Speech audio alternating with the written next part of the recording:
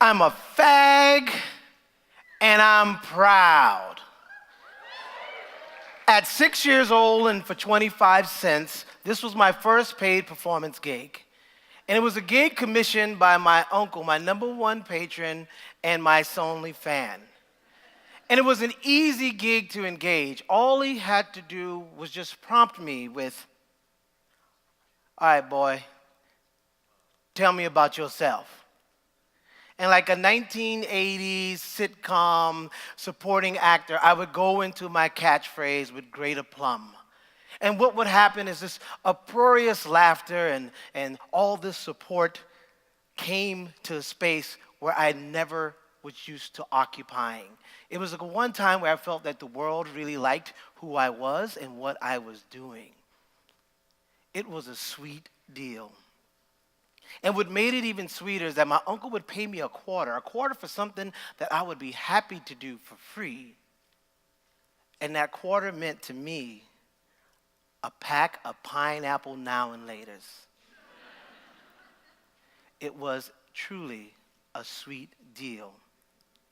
A deal that got even sweeter one day when my uncle upped the purse to $1. 2 packs of now and laters, a blow pop, and a little jug to drink. So I was prepared to deliver my performance with 4 times as much power and passion that I ever had done before. And when he prompted me, I did what I normally did, and I would find the center of power in the room and place myself there. And this was the living room where my mother sat across the couch from 2 new friends. And I made sure that I had everyone's attention, and I delivered. I'm a fag, and I'm proud.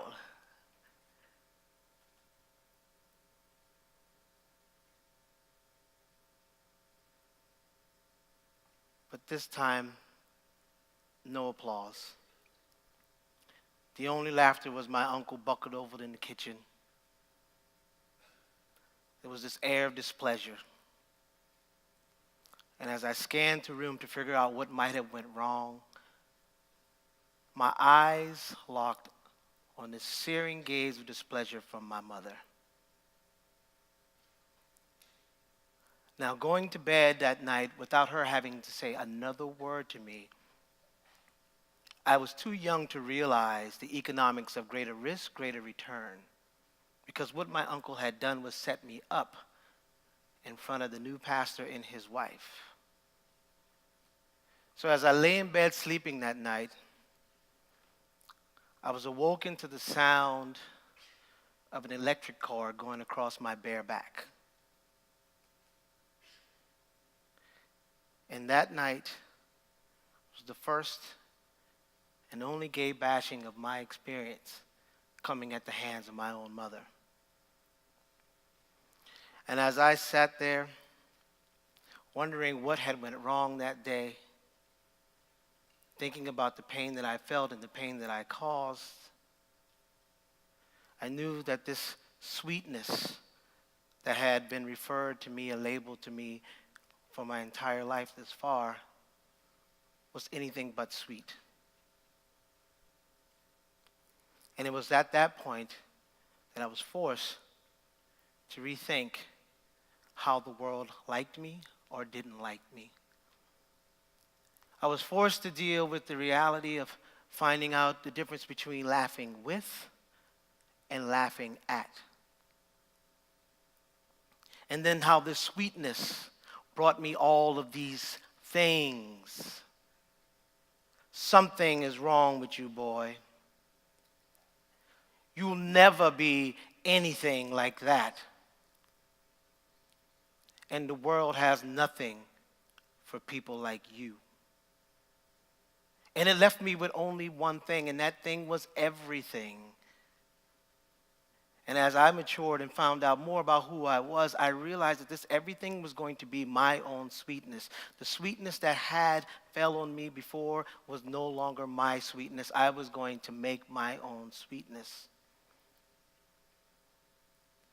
So when I started my life as an artist, I made this performance piece that talked about leveling the playing field. And I used these three elements where I felt that I was personally challenged with leveling the playing field. One was dirt, to talk about poverty, growing up in the poor rural South. One was cotton, as a reference to race. And the last was sugar, a symbolism for sexuality. And during this performance, where I go about trying to lay out what this life looked for me, I have these elements. And as they introduce the dirt, it's sticky, it clouds the situation. As they introduce the cotton, it flies all over the place, never really finding a home on my body. But the sugar stings. Stings like that electric cord against my shirtless back that night. So when I decided that I was going to make work as if I could go back in time to little Sheldon so he can understand what that sting meant,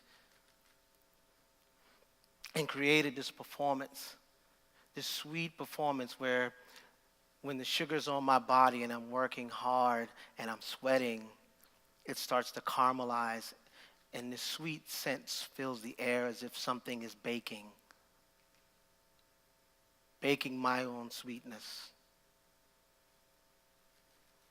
So when I look back at that performance, when I'm done after that work for 2, 3, 4, 5, 6 hours, and I looked at the photo-based work that comes out of that piece,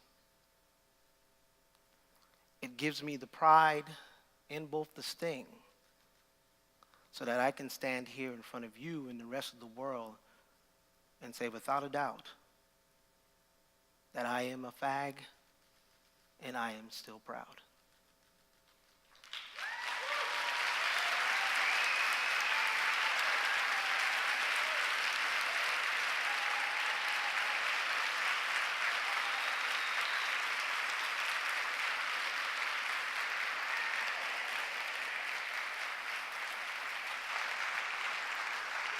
Thank you. That was Thank you.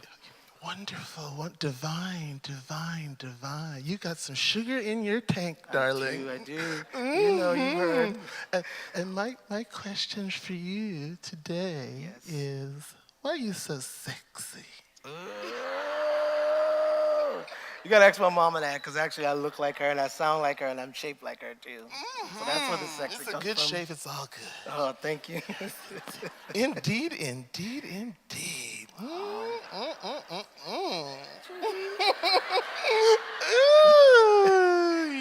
You're making me blush. I don't normally blush. I'm blushing too. I'm blushing too. Yes. Thank you. And dapper. Thank you. Honey, we're both dressed really well. All right. Don't we look good? Uh-huh. Woo. Thank you so much. Thank you. And thank you all. Thank you.